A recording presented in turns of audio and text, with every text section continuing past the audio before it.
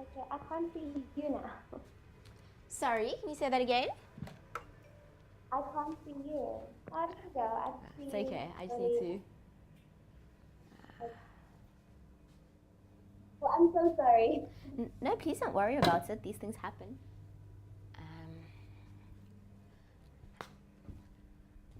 Okay, there we are. That's much better. We can both see each other. All right.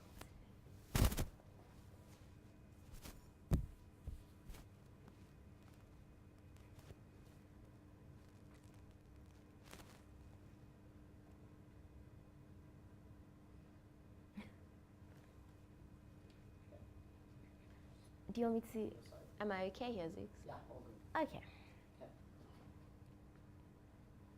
Are you comfortable with the questions that I sent you? Yes, I am. Okay, great.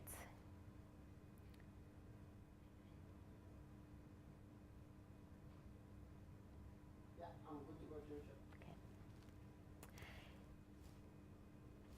Geneve Krauts has just recently returned from the One Young World Conference. It's essentially a symposium where young leaders from around the world get together to be mentored and assisted by incredible world leaders. But I won't tell you too much about it. I'll leave it up to her. Thank you so much for joining us today.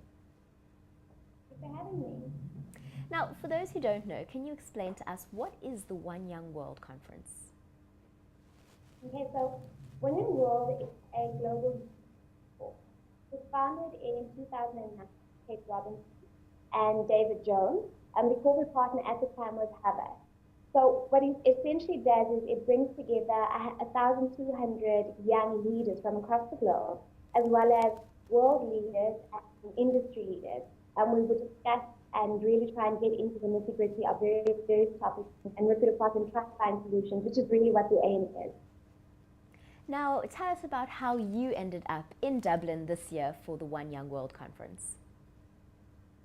So I was first One Young World delegate in 2011.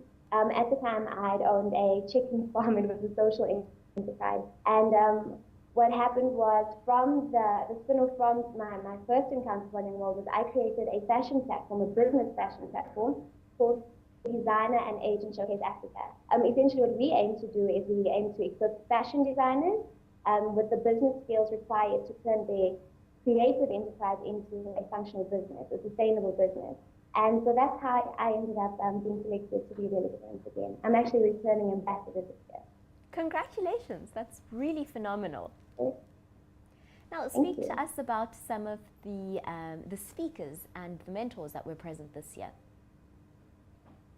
So the summit would consist of both counselors and delegate speakers. This year we had Sir Bob Geldof, Boris Becker, Mr. Kofi Annan, and Fulton. There were really a range of speakers on different topics.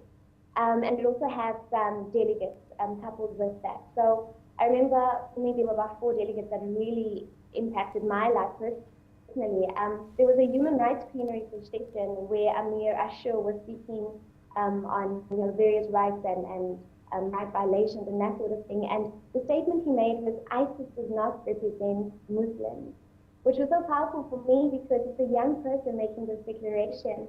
We had Angelique Popono from the Seychelles speaking about sustainable development and what climate change.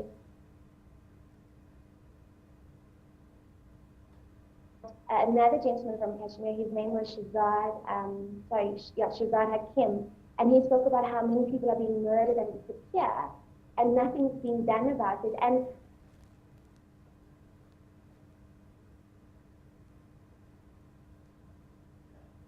home because so many people had viewed this and was actually fighting for his life, which was quite interesting because so many people take risks to actually come and speak about their stories and their struggles. There was one particular lady, her name was Yumi Park. She was from North Korea and she shared her journey with us on how she'd actually escaped North Korea and she's in South Korea now. She spoke about some of the atrocities, how people were being executed for watching foreign DVDs. She'd watched her mom being raped at 13. And she was so heavily indoctrinated that at some stage she thought that the leader could actually read her mind, like he could hear her thoughts.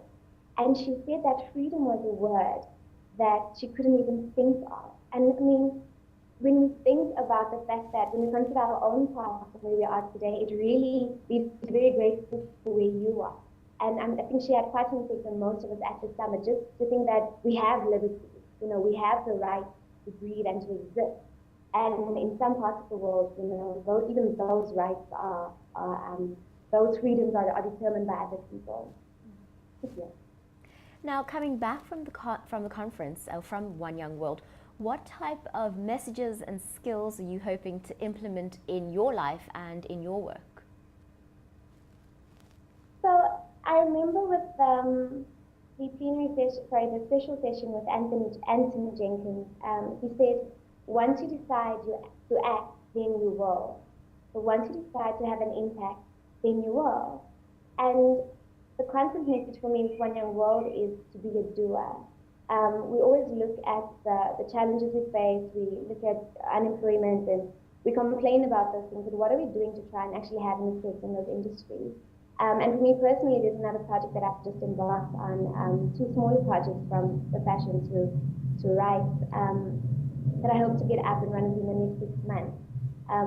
But it really is about finding an industry that you like and doing something about it. So for me, it constantly reminds me that I can't complain, I can't sit back and just hope things get better. I've actually got to act in that. And it's always a challenge to be a leader when you're really comfortable in the background. I remember initially when I first got involved with One Young World, Catherine Peter, she's the development director, she'd actually encourage me to participate. And it didn't make sense to me because I was so used to just doing my thing, very quietly, going my notes and getting things done.